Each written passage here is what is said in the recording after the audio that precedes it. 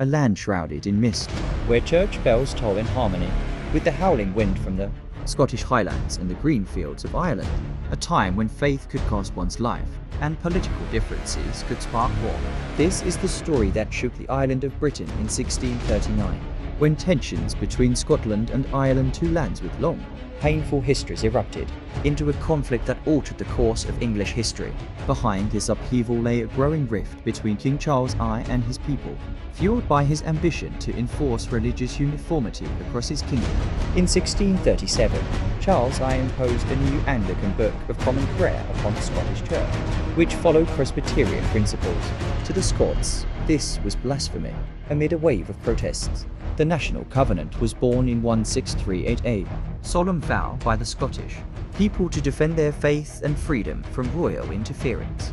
Charles refused to back down, and the first bishops' war broke out in 1639, an initial clash between royal authority and an armed, popular movement known as the Covenanters.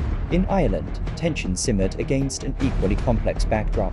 Since the previous century, England had colonized Irish land through the Inquart, plantation and quart system, displacing native Catholics and replacing them with Protestant settlers from Scotland and England. The repression of the Catholic population bred deep resentment and mounting social tension.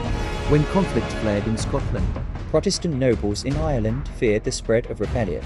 Meanwhile, Charles I, lacking support from Parliament and adequate funds, sought to recruit troops from Ireland to suppress the Scottish uprising, a move that only deepened the crisis. Irish Catholics saw an opportunity to negotiate their position, while Irish Protestants felt threatened by the potential rise of Catholic power. At the same time, relations among England, Scotland, and Ireland continued to deteriorate, with tensions growing into the seeds of a wider conflict.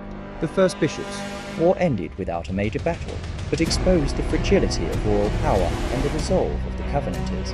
Yet this was only the beginning of a greater story. The English Civil War, as Charles dragged Scotland and Ireland into England's domestic turmoil.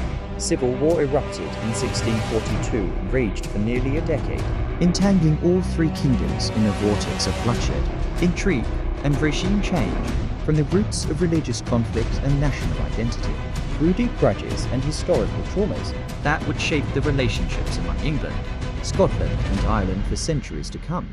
This is a tale of people rising against oppression, of a king too enamored with his own authority, and of historical wounds that never fully healed.